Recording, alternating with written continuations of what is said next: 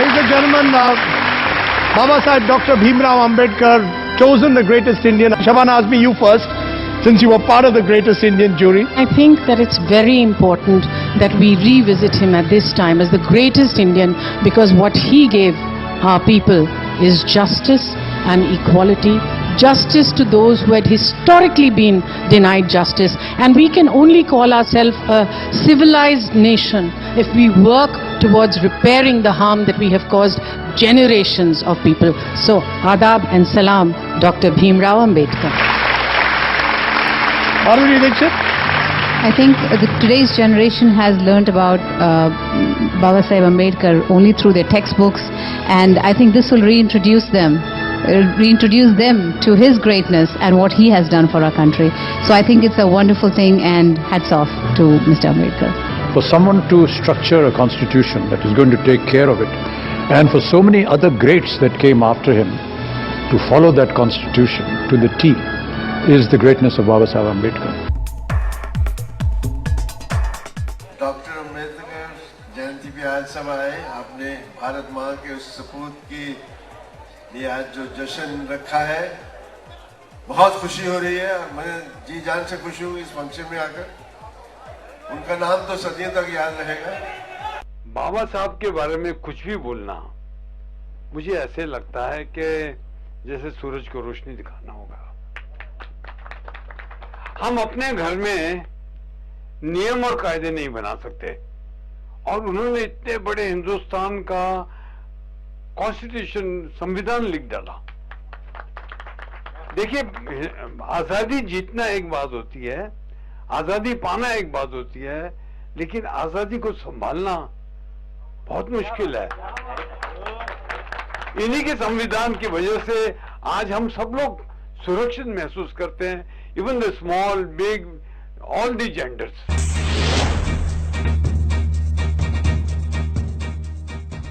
भारतीय संविधान के निर्माता डॉक्टर अंबेडकर ने संविधान का निर्माण करके देश को एक ऐसा वातावरण दिया जिससे सभी धर्म और जातियों के लोग मिलकर देश का निर्माण कर सके।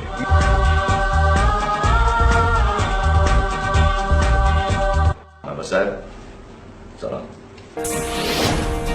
बाबा साहब ने कहा था कि संघर्ष में अगर गुजरना है तो गुजर जाए सारा जीवन, पल पल में जालिमों से समझौता, ये मेरे बस था।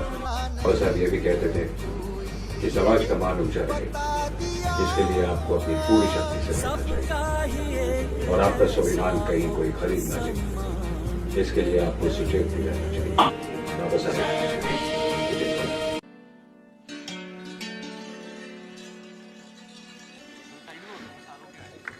मैं नहीं समझता कि दुनिया में और कोई इतना महान व्यक्ति पैदा हुआ है आज तक।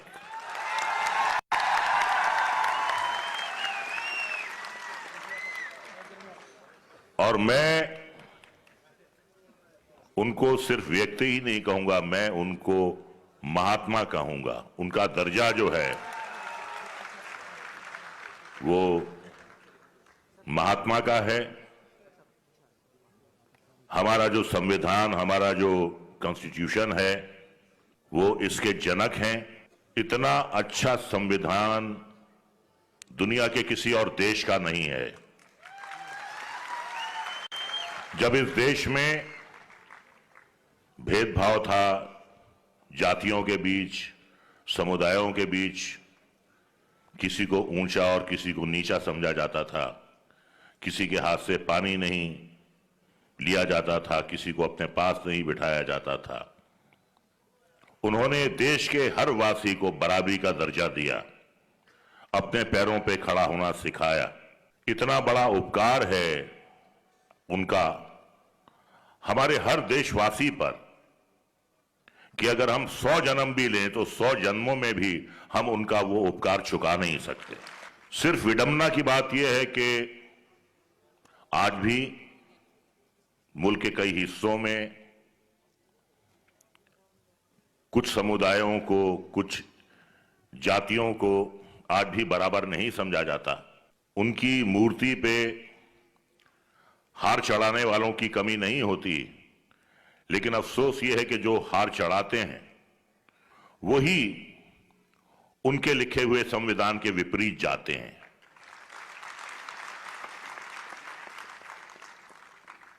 हमें हर कीमत पर जो उन्होंने हमें संविधान दिया है, जो उन्होंने हमें बराबरी का दर्जा दिया है, हम सबको उसकी रक्षा करना है।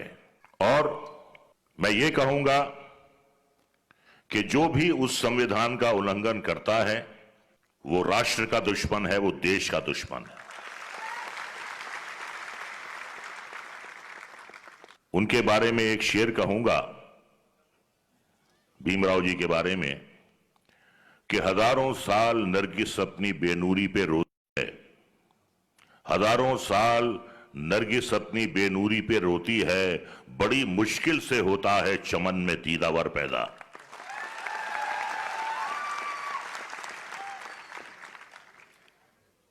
उन्होंने अपने जीवन में जितनी कठिनाइयां सही, जितनी मुश्किलें उठाई, एक कहावत है कि रंग लाती है हिना पत्थर पे पिस जाने के बाद, जितना वो पिसे उतना ही उनमें रंग आया,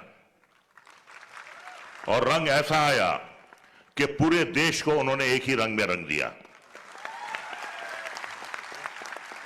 मैं उनको नमन करता हूं, उनको सलाम, उनके आगे मैं अपना सर झुकाता हूं।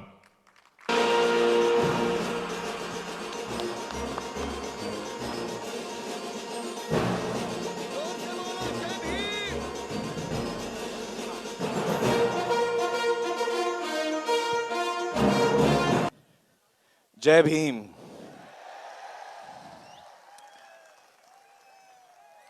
दोस्तों, आज मुझे यहां आकर बड़ी खुशी महसूस हो रही है और मैं अंबेडकर विचार समिति का शुक्रिया अदा करना चाहता हूं कि उन्होंने मुझे न्योता दिया और इतना सम्मान मुझे दिया। दोस्तों, आपके साथ मैं कुछ विचार शेयर करना चाहता हूं जो मेरे मन में हैं बाबा साहेब के बारे में। मुझे हमेशा वो एक ऐसे महापुरुष नजर आए जो सिर्फ दलितों के लीडर, मैंने कभी उनको नहीं माना, मैंने उनको अपना खुद का लीडर माना। वो न सिर्फ हमारे देश के लीडर हैं लेकिन पूरे विश्व के लीडर हैं, क्योंकि वो हमको इंसानियत सिखाते हैं, जो सबसे बड़ी चीज है इंसानियत। उनकी जो सीख है समानता की। मुझे लगता है कि हर इंसान, जो चाहे वो दलित ना भी हो, पीड़ित हो, शोषित हो, तकलीफ में हो, अंडर प्रिविलेज्ड हो, उन सब के लिए वो बहुत ही एक प्रेरणा थे। उन्होंने एक उम्मीद की किरण थे और उन सब को उन्होंने रास्ता दिखाया। और हर इंसान को जो इंसानियत में यकीन रखता है, जो इंसानियत को अपना धर्म मानता है, वो सारे लोग मुझे लगता है कि बाबा साहेब के फॉलोअर्स हैं। मुझे खुद बहुत उनसे प्रेरणा मिली है। दो चीजें मुझे बहुत खास लगती हैं बाबा साहेब के बारे में। एक ये कि जब भी मैं कभी दिक्कत में होता हूं, कभी मुश्किल में होता हूं, कभी मैं किसी चीज के लिए आवाज उठाता हूं जो मुझे सही लगती है, या और भी कोई बात जहां मुझे हिम्मत दिखाने की जरूरत पड़ती है, जहां मुझे उस सिचुएशन में कभी डर लगता है, मैं हिम्मत हारने लगता हूं, तब मैं बाबा साहब के बारे में सोचता हूं।